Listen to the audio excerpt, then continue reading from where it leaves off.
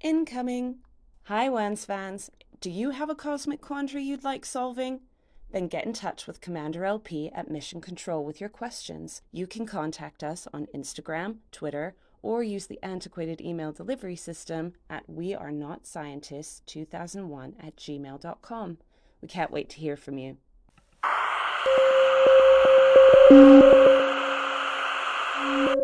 I know same thing recently in the sky. I actually saw the summer triangle for about the first time this year because it's been cloudy like every night. Yeah, So yeah, yeah. But It's, one second. Green, okay. sorry, green lights on. We're on air. We're on air. Fans, welcome to another episode of We Are Not Scientists. LP's with me by my side, of course, Commander LP, as always. Hi, LP. Just give us a wink.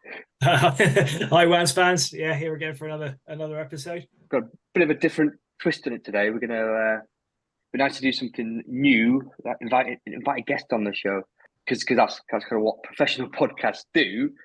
Well, we didn't decide to be really LP. It was producer Paul who said we need to spice things up a bit. It just wasn't enough with us two, but up the entertainment value. Well, he knows his stuff. You know what I mean. So we should sort of listen, I suppose. Shall I introduce our guest, Si, or do you want to do it? I'll do it because I met him. We were in the Half Moon pub a couple of weeks ago. Actually, he said he works in creative technology and storytelling, right up your street. Yeah, no, sounds right up my street. So He gave me his phone number. You'll have to dial him in on your control panel there. no problem. I mean, phone number. I mean, that is. I would imagine, doesn't he have some kind of supercomputer with the latest version of AI networking that he could use instead? I think he's actually in a phone box, to be honest. But yeah, he does his thing. He just thinks his way. He also said he worked with sci-fi, with the sci-fi conventions in London. I just think he's a really interesting guy to talk to. Okay, swing in. Oh, hello, James. Hello, how's it going? Commander LP, this is James Marks, the man himself. Hi, James. Yeah. Nice to meet you. Hey, Lawrence. Hey, Simon. Yeah, I'm in the TARDIS calling in on this search for this supercomputer. And that buzzword, I think I heard you say this show is about something about artificial intelligence, I think you said. Well, Yes. we'd love to talk about that because you're an AI expert, right? No, I think I went to see Laurie Anderson the other week, and she said, there were just too many experts in the world. So actually, no, I'm an anti-expert, maybe, in the field of cybernetics, multidimensional storytelling, and of course, from the zones that you're both in, traditional storytelling. But yeah, so it's good to be in your podcast mix. Traditional podcast mix. Yeah, thanks for that. We like to embrace technology. LP, Yes. I'm afraid that you're not the expert in this episode. Yeah, kind of like interesting dynamic this is going to be. James, you are not a scientist like us, right? Not a scientist, but I have worked in academia. I have been institutionalized within the British Film Institute and the National Film and Television Archive. And then worked across many different mediums and industry and entertainment genres. So yeah, and then of course AI or machine learning, as most of it should probably come under, is a highly emotive subject at the moment. LP, you've gone very quiet. No, it's very interesting, as you say, just to be able to sit back and sort of immerse myself in things that, of course, we love science fiction. I think we did an episode on 2001: A Space Odyssey where HAL 9000 is one of the central kind of characters to the movie. But yeah, to actually meet somebody who like directly works with this technology, and I'm assuming, James, you must have seen this technology evolve from its infancy to the fact now we have software where you can just type things in and it will give you a proper considered result, which to me is far more than just sort of simplistic kind of variables kicking out some answers. There's got to be some very, very interesting technology going on there. I think it's like everything, that kind of sneaks up in the background, isn't it? But in the end, we still got to remember that it's humans with a code or a dialogue that are typing into a machine, a cyber machine that's powered by electricity, which, you know, goes back to, I was listening to the Pixar, Ed, you know, the founder of Pixar, and, you know, who wanted to create the first ever computer generated movie, who was inspired by Einstein and Walt Disney, and of course achieved his dream, you know, starting off with a little Lux Junior lamp, and then a little toy, and then became Toy Story. And you know, if it wasn't for people like Lucas and Jobs and Disney, Roy Disney, kind of investing in these early kind of creative tech companies, not the traditional military industrial complex. A lot of everything, if we go back to even the stuff we make with multidimensional technology, it's come from the military industrial complex.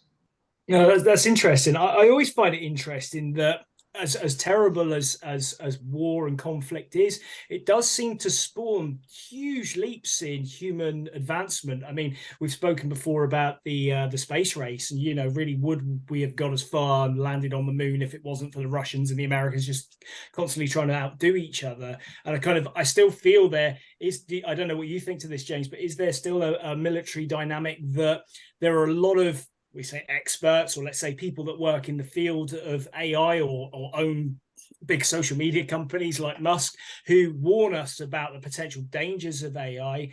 However, it kind of seems to me that whilst the Americans and the Chinese will try to outcompete each other, everybody kind of understands that they need an AI more advanced than the other guy. I don't know. What do you have any thoughts on that? I think, you know, and one of the things that's got us in more of a mess, like you touched upon, you know, and probably a lot of people have switched on to Oppenheimer at the moment, you know, in the race to create a nuclear bomb.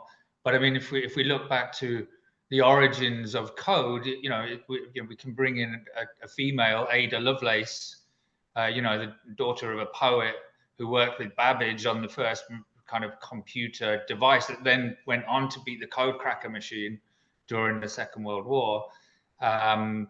It was, you know, they originally were getting funded from like the Navy to create devices for signaling, which may have been for, I think the first one was for like Navy ships for signaling in that way. But originally, people like Ada, with her poetic background, she always felt that computers were amazing for telling poetry and for art. And I was thinking we were going to talk about memes.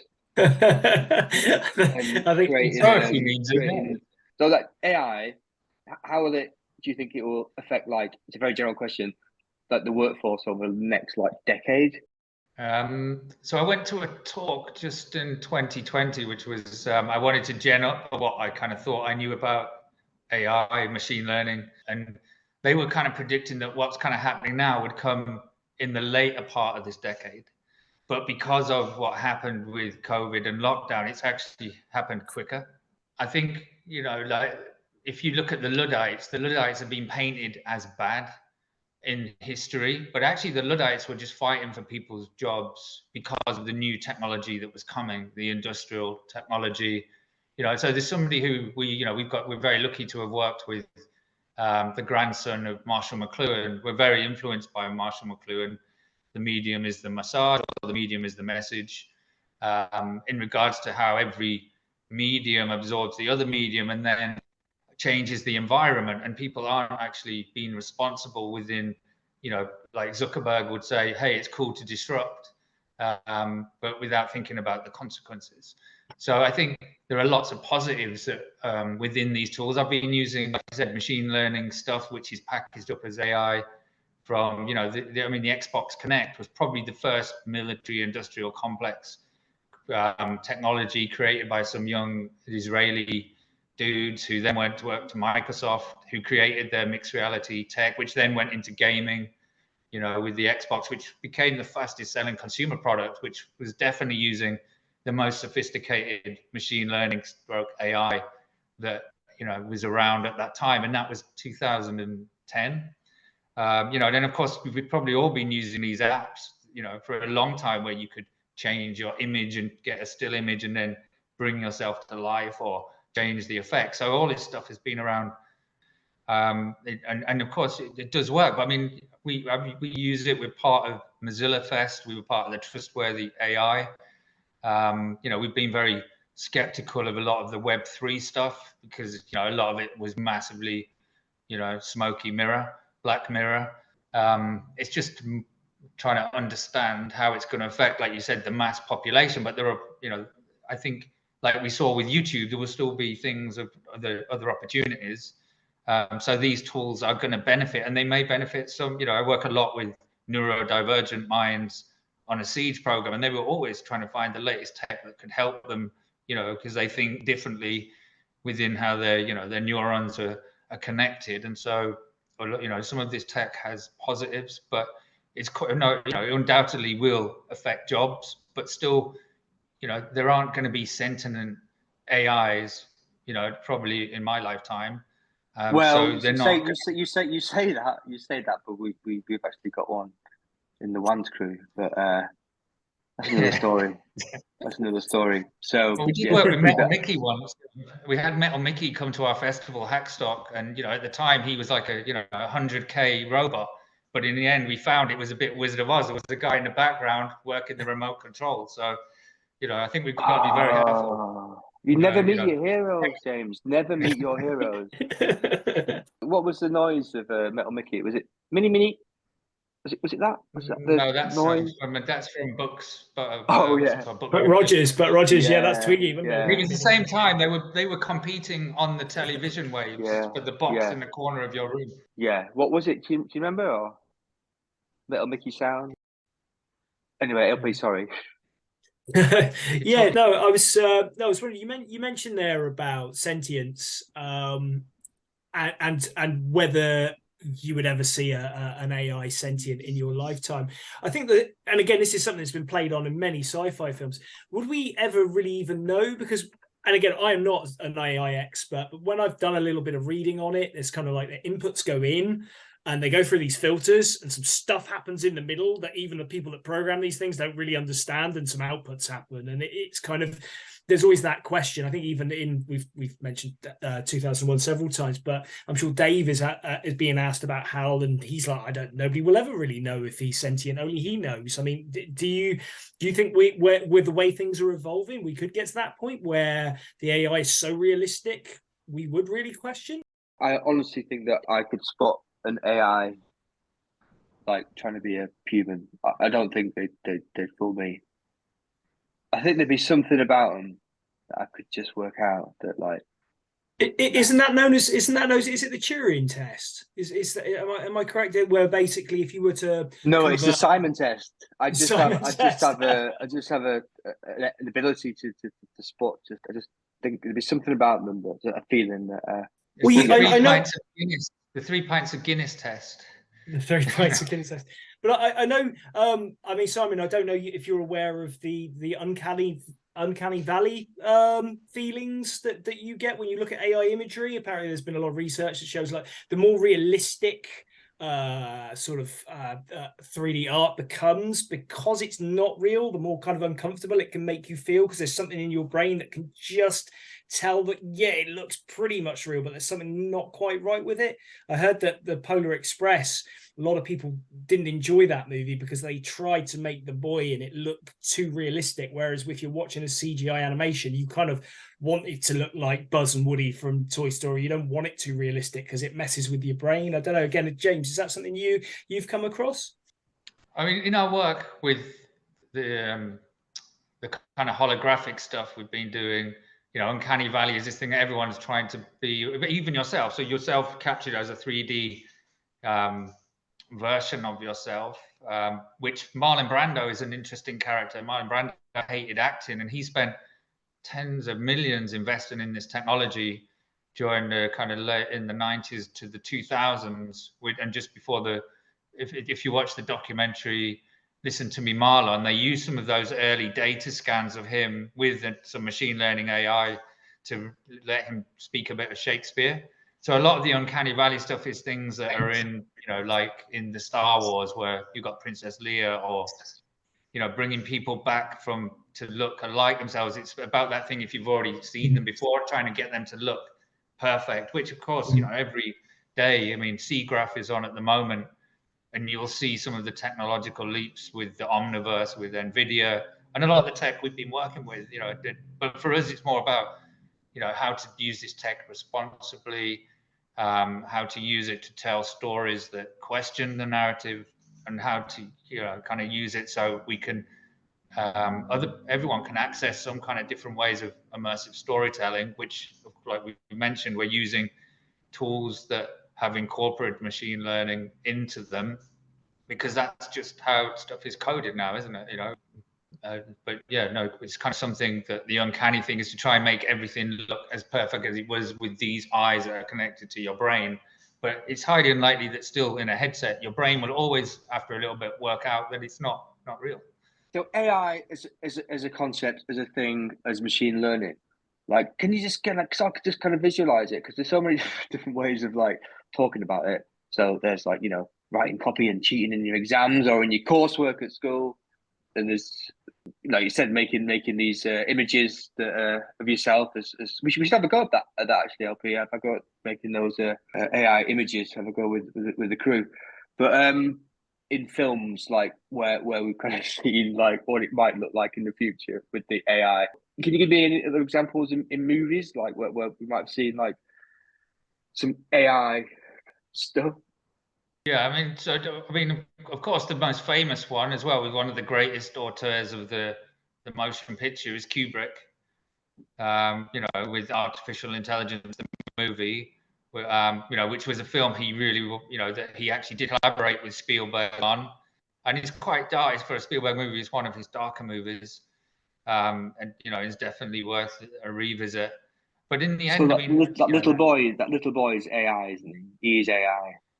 Yeah, he's like the recreate, and I mean, this is the thing we've got. I mean, you've got people that are wanting to, apparently saying they can mess about with our genes now and we could live for 1,000 years, but then it gets into films a bit like the old Hammer film, or like, do we want to live? So like I say, there's a lot of ways this can go, and of course AI will come in and say that AI can, help you create these things, so we could get to this formula that could make us live to 1,000 years quicker, but there could still be quite a reasonable margin of error in everything. I mean, I don't know if you've used Bard or Chat GPT.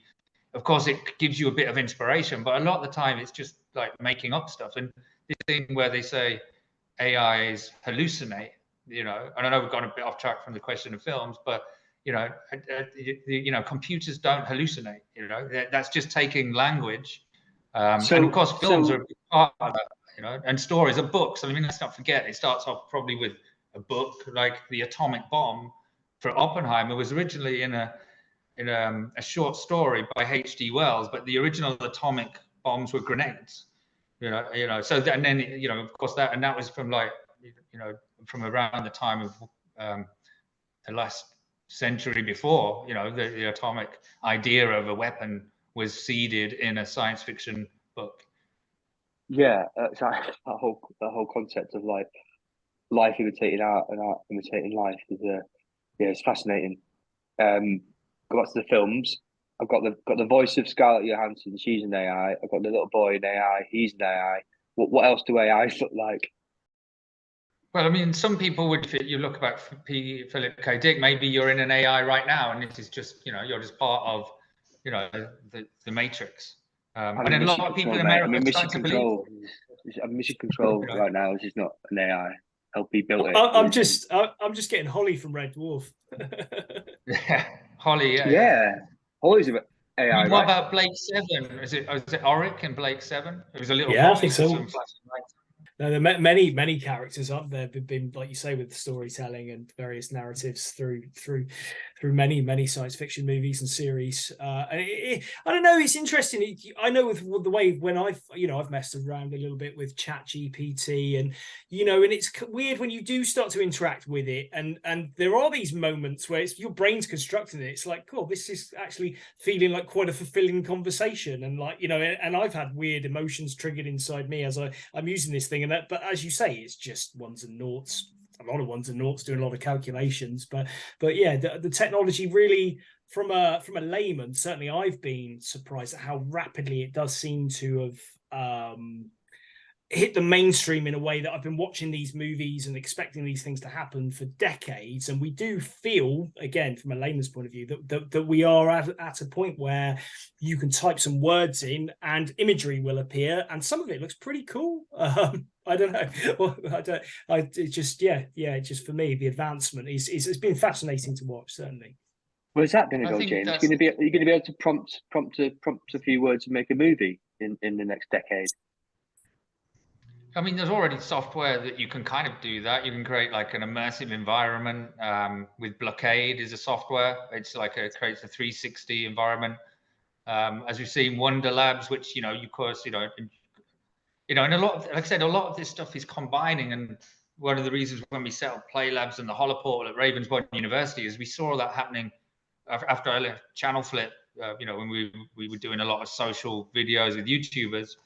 That's when I came across Unity, the software, which is a game engine. And a lot of this stuff is driven by game engine. Of course, you know, has a lot of machine learning, which is now, of course, everything is packaged up as AI just because of the hype. You know, and we were part of working with some of the top computer scientists of Cambridge at Mozilla Fest on the Trustworthy AI.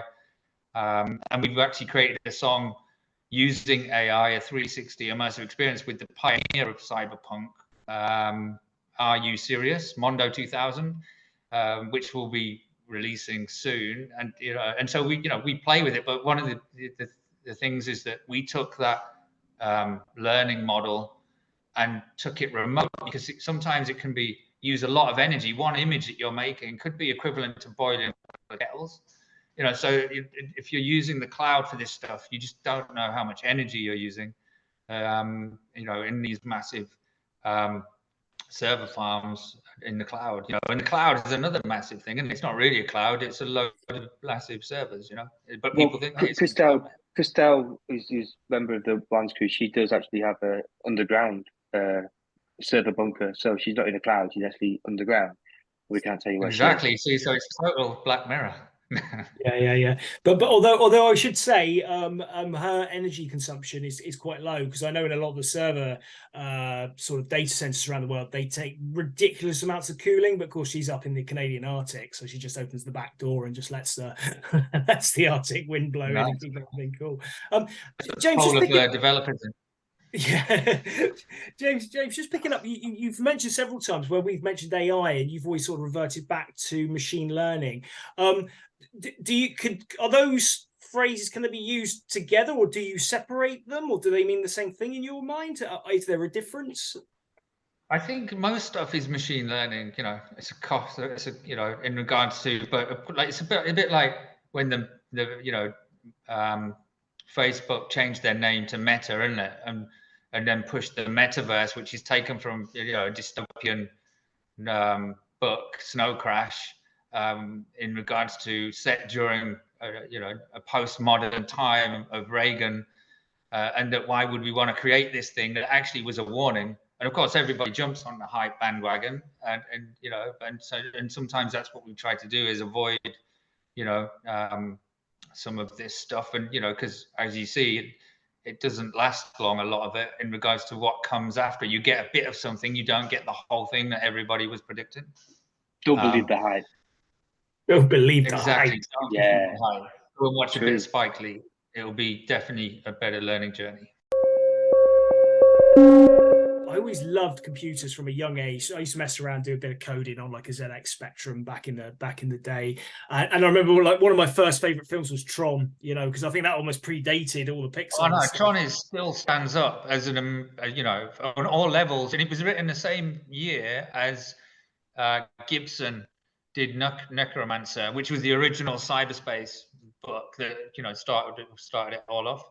Yes, so I've always been interested, but I always remember back in it would have been the early 90s, maybe 1992, 91 maybe, and I remember going into HMV, or it might have been Virgin Megastore, one of the two, and they had these video cassettes, and I think there was one that was called like 3 Lux 3. I don't know if it's something you're familiar with, and it was essentially like, it was basically early 90s CGI, and it was just put to various dance tracks. There was like some orb on it, and I always just imagine remember being fascinated because at the time my Atari ST could not run fractals, and you'd have all these kind of cool things going on. And I don't know, because you must have you must have sort of, were you involved in the creative industries back in the early 90s to experience kind of how proper kind of, you know, when you started getting millions of colors to play with in palettes to do art and stuff? And I mean, a little bit. I mean, because what we were doing then, actually, we were doing rave stuff, but we were actually taking old films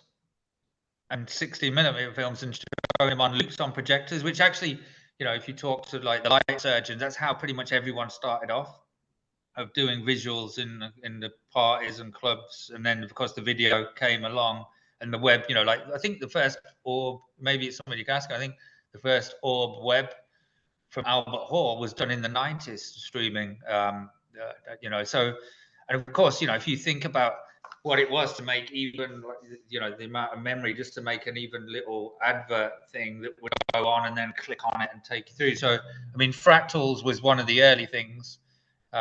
Greg Sams is who we worked with, who did a lot of the 60s fractal and then got them onto computers. But I think, and I mean, I remember the one thing I always wanted was the PlayStation when it first came out. And I don't know if you remember, there was a disc that you could buy, and then when you played your music, it would turn it on into fractal stuff. I watched that for hours, just amazed. Yeah, I mean, to me, that was what I always wanted, this multimedia machine thing that could do a bit of everything. We were dabbling with it. And I remember my friend used to do the Ivan Novello Awards, and I'd sit with him and help him kind of make some of the first early visuals on these computers. But I think probably the Amiga was the one, you know, the next step up, where the one where you could really do some amazing, like early filmmaking, graphic kind of stuff, machinima kind of thing, and fractals was when it started, when it really became even more home based. Yeah. I've never seen Commander LP so excited when he's talking about the fractals on the PlayStation. Your face. Yeah, let's go back. I like that place. Oh yeah. James, and I know it's impossible to kind of predict the future, and you have sort of touched on things that you think might happen and might not happen. But what do you have any sense of what the next big thing that will hit the mainstream in relation to AI? We've had ChatGPT, we've had Midjourney, and these sort of, you know, prompt-based visual like sort of image generators. Is there something around the corner that's about to be released that again everybody's going to be like, wow, even if it's a gimmick for a few months? I mean, once again, it's about, there's a lot of tools now, you know, for like you know, the words like AAA gaming or Hollywood. So, you know, Avatar took how many years for Avatar 2 to be made, and all of the technology. But it, like I said, it's a drip down for like what people, you know, what originally like creators, when, you know, when we were working with YouTube, were doing. It means that there is an accessibility for what you want to make. And as we've seen, look at, you know, I'm a massive fan of still going to see film on celluloid if you can, and see the the ratio of how a film, how a medium is made to see the medium in its way. And so I think it's changing, and every generation it's going to change. Gaming has massively taken over, but we're in a more fractured society now in lots of different ways in regards to opinions. I mean, I think 25% of younger people in America now think the world is flat. So science fiction and storytelling is not actually going the right way in some ways. And the other thing I'll say is, I mean, I volunteer now for a charity to help older people deal with technology, and we're kind of leaving people behind. And so I would say that actually maybe we should step back and stop wanting to hide this stuff and actually look at people that need more support in reality, rather than trying to push them into a world that actually is not working for them. What's the charity called? It's called AbilityNet, and we were nominated for a Tech for Good award with which I'm going to show you know, hopefully beam you into some other point, for our Gurmit experience, which told the story of indentured labor.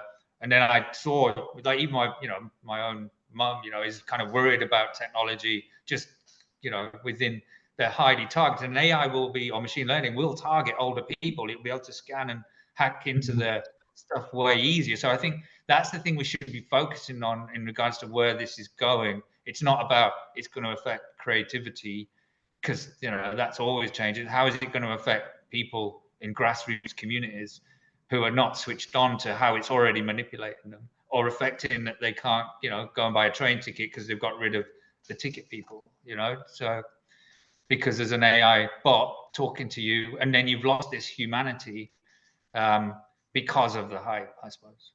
It'd be like the little boy from AI telling you the train tickets, right? Exactly, yeah. It'd be, you know, look, remember Who those wants really that? naff hollow things that you used to get at the station? Well, yeah. Thank you, James. It's been absolutely wonderful speaking to you. We'll put all the links on the episode guide as well. James, thank you very much. And yeah, good luck on your way, LP. Been first guest, our first ever guest on WANS. Yeah, no, amazing. And it's really nice to just be able to sit back and kind of, yeah, just learn so much in such a short space of time. So no, James, thank you very much. Thank you. Yeah, don't. Oh, yeah. Make sure you read the small print, because I've probably got a few things wrong there as well. So you can't predict the future; you can only invent it, as Dennis Gabor said. Lovely way to finish. Blimey, I need to go and lie down, Commander LP. Yeah, that was pretty intense, mate, but so enjoyable and so interesting. I mean, James obviously has got such an amazing background, and you know, we're talking to somebody who's like been at the coalface of this kind of development of this technology for many years. So no, really fascinating. But yeah, like you, I think I probably need to also have a bit of a lie down. Okay, I'll put the kettle on too. Horlicks? Yeah, make it 2. Sweet. Night night.